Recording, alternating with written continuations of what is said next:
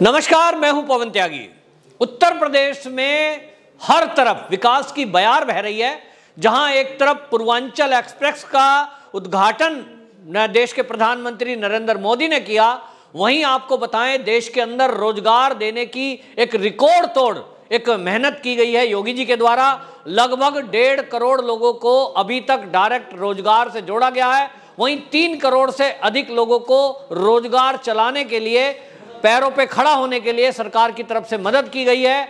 जहां एक तरफ योगी सरकार के द्वारा लोगों के स्वास्थ्य को ध्यान में रखा जा रहा है, वहीं आपको बताएं गोवंश के रक्षण, पालन और संवर्धन के लिए भी योगी सरकार बहुत कदम उठा रही है। और आपको ध्यान होगा, योगी जी जब सत्ता में आए थे उसके पहले किसानों की शिकायत थी कि आवारा पशुओं के रूप में गाय जो है या गोवंश जो है वो खेतों में फसल को चट कर जाता है, जिसके कारण कई बार वो गाय के ऊपर हमला करते हैं, जिसको गलत माना गया। और योगी सरकार जब आई, क्योंकि योगी जी खुद एक गोपालक हैं और उन्होंने इस बात को प्रायोरिटी से लिया, हर गांव के, उत्तर प्रदेश के हर गांव में ये ग्राम प्रधानों के जरिए एक आदेश दिया गया कि जो भी लोग गौशाला बनाकर गाय को पालेंगे, आवारा गाय जो घूम रही हैं उनको पालेंगे, उनको पालने के लिए 900 रुपये प्रति गाय के हिसाब से हर महीने उनको पैसे दिए जाएंगे, ताकि वो चारा गाय को खिलाएं, गाय किसी के खेत का नुकसान ना करें।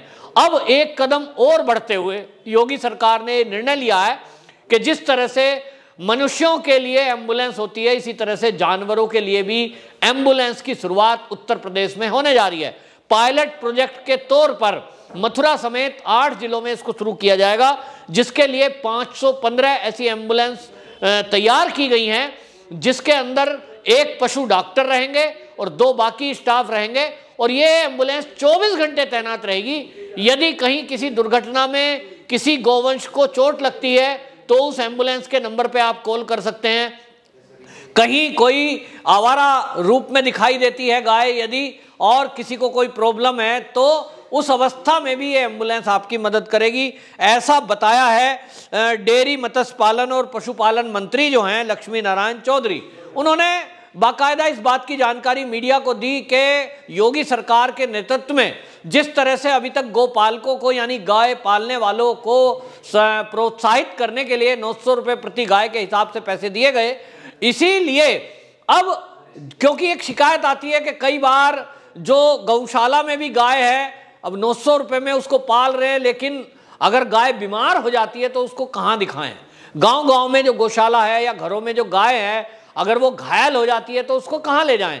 आमतौर पे देखने में ये आता है कि जो पशु चिकित्सक हैं, सरकार के अलावा अगर प्राइवेट पशु चिकित्सक हैं, उनकी फीस भी ज़्यादा होती है, दवाई भी महंगी होती है। ऐसे में सरकार का ये कदम कि गौ के बारे में, गौवंश के बारे में एम्बुलेंस, डॉक्टर, दवाई, ये सब सरकार की तरफ से दिया जाएगा। और जो पशुपालन मंत्री हैं लक्ष्मी नारायण चौधरी, उन्होंने बताया कि अभी तक योगी सरकार ने 647 करोड़ रुपए गौपालन पर खर्च किए हैं। अब ये एक आंकड़ा है, आज तक किसी ने इस तरफ ध्यान ही नहीं दिया। गाय कैसे काटी जा रही है भारत में, इसको लेकर आए दिन लिंचिंग शब्द कांग्रेस ने गढ़े, समाजवादियों ने गढ़े। तो अगर गाय को कोई माता मानता है, मैं हिंदू हूं, मैं गाय को मां मानता हूं, मैं मानता हूं कि देवी देवताओं का वास उसके अंदर है, तो मेरी आंखों के सामने यदि कोई गाय को एक डंडा मारेगा तो मेरे हृदय पे चोट लगती है, क्योंकि मुझे लगता है कि मेरी मां के ऊपर कोई हमला कर रहा है। कोई मां को कत्लेआम करने का विचार भी करे, ये मेरे लिए सहनीय नहीं है, ये सहन नहीं कर सकता। तब ऐसे में यदि कोई प्रतिक्रिया कर दे तो उसकी वीडियो बनाकर वायरल कर देते हैं कि साहब लिंचिंग हो रही है। इस समस्या का क्या समाधान है? और इसलिए समाधान निकाला गया। उत्तर प्रदेश की योगी सरकार जब आई, योगी जी ने बाकायदा मैसेज दिया, क्योंकि उनका खुद का जहां निवास है, सीएम आवास जहां पर है, वहां भी गोवंश को पाला हुआ है। प्रतिदिन हमने देखा, जब शुरुआत में आए, उत्तर प्रदेश के शासन, प्रशासन और जनता को ये मैसेज दिया गया कि योगी जी हैं गौरक्ष पीठ के महंत रहे हैं।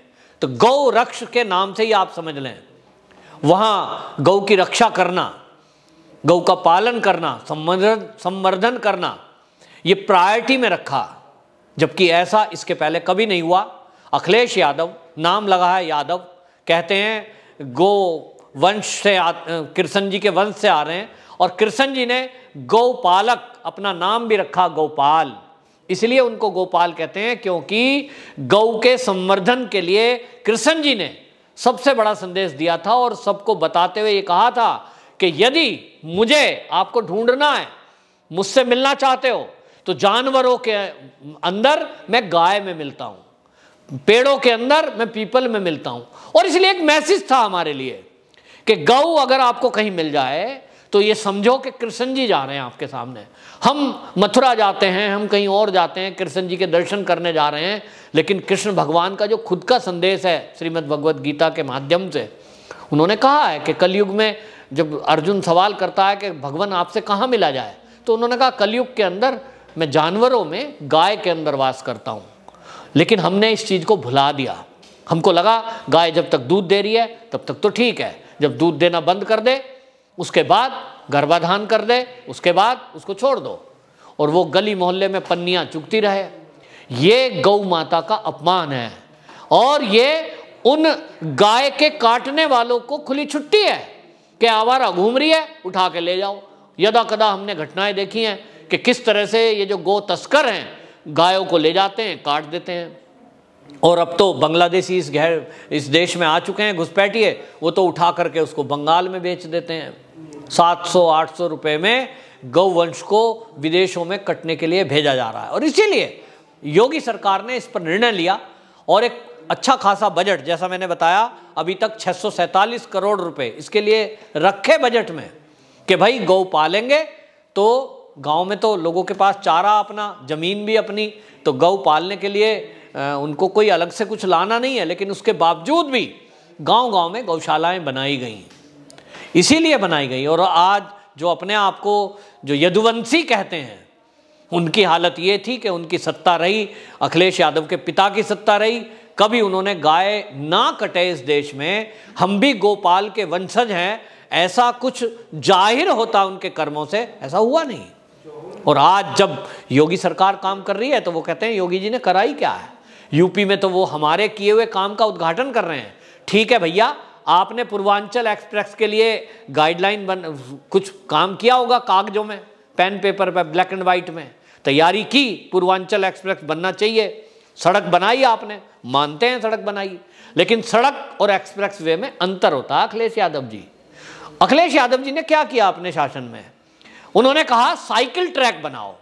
दुनिया बना रही है हवाई जहाज के ट्रैक कि फाइटर प्लेन उतर सकें, फाइटर प्लेनों को हाईवेज पे उतारा जा सके, क्योंकि इमरजेंसी लैंडिंग कराई जा सके। यदि देश का दुश्मन देश हमारे ऊपर चढ़ाई कर दे, तब ऐसी स्थिति में अगर हमारे एयरपोर्ट पे हमला हो या उसकी मिसाइलें वहां हमला कर दें, ऐसे में हमारे हाईवेज क्या इसके लिए तैयार हैं? जबकि हमारा जो पड़ोसी मुल्क है और देश का दुश्मन देश है जो आए दिन घुसपैठ कर सकता है, वो चाइना, उसके अंदर ऐसे उसने अपने देश में कम से कम 20 जगह ऐसे हाईवेज बना दिए हैं जहां फाइटर प्लेन को वो उतार सकता है। तो उसको टक्कर देने के लिए भारत के अंदर भी ऐसे हाईवे बने, ये जरूरी था।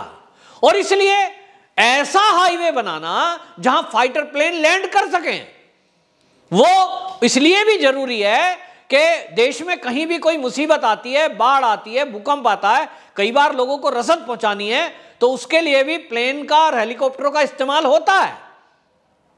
तो उसके लिए मोदी सरकार और योगी सरकार ने मिलकर के योजना बनाई कि फाइटर प्लेन उतारने लायक सड़कें कैसी हों हैं। लेकिन अखिलेश यादव जी ने अपने कार्यकाल में 20 साल पीछे, 30 साल पीछे, भाई कब होता था साइकिल सड़क पे, कब चलती थी? मेरा बचपन था तब ज़्यादा साइकिलों के क्रेज़ थे, क्योंकि ना तो कार थी लोगों के पास, ना मोटरसाइकिलें थी। आज के 40 साल पहले साइकिल ही होती थी, 40 साल 50 साल पहले साइकिल से ही लोग एक दूसरे शहर में जाया करते थे। आज भी गरीब लोग साइकिल पे चलते हैं, ये बात अलग है। लेकिन आप सड़कों के किनारे साइकिल ट्रैक बनाओ तो बनाओ, ठीक है, लेकिन सड़क को तो छोटी मत करो।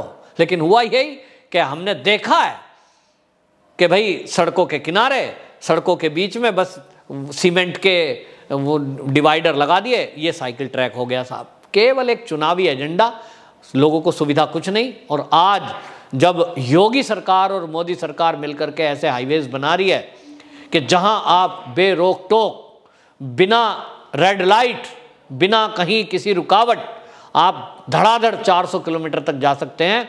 तो वो कहते हैं साहब उद्घाटन तो हमने ही करा था, उद्घाटन योजना तो हमने ही बनाई थी। ठीक है, सड़क आपने बनाई, अच्छी बात है, लेकिन वो जिसको एक्सप्रेस वे कहते हैं वो पूर्वांचल एक्सप्रेस मोदी सरकार और योगी सरकार ने मिलकर बनाया। और ऐसा एक नहीं, उत्तर प्रदेश के अंदर अनेक बन रहे हैं, इंटरनेशनल एयरपोर्ट बन रहा है। तो ये कहना होगा कि जहां एक तरफ अपनी पुरानी संस्कृति को योगी जी संजो के रख रहे हैं, तो अपने मंदिरों को संभाला जा रहा है। जो विदेशों में मूर्तियां चोरी करके लोग ले गए थे कांग्रेस शासन के टाइम पे, उनको वापस स्थापित किया जा रहा है। भव्य राम मंदिर बनाया जा रहा है, तो संस्कृति को संजोया जा रहा है। दूसरी तरफ वहीं गौपाल को, गौवंश को पालने के लिए अलग से बजट रखना, उसके लिए एम्बुलेंस की व्यवस्था करना, ये बता रहा है कि जो हमारी संस्कृति है, गो, गायत्री, गंगा, ये हमारी संस्कृति है। इस संस्कृति को सजोने का काम भी योगी सरकार और मोदी सरकार करने में लगी हुई है।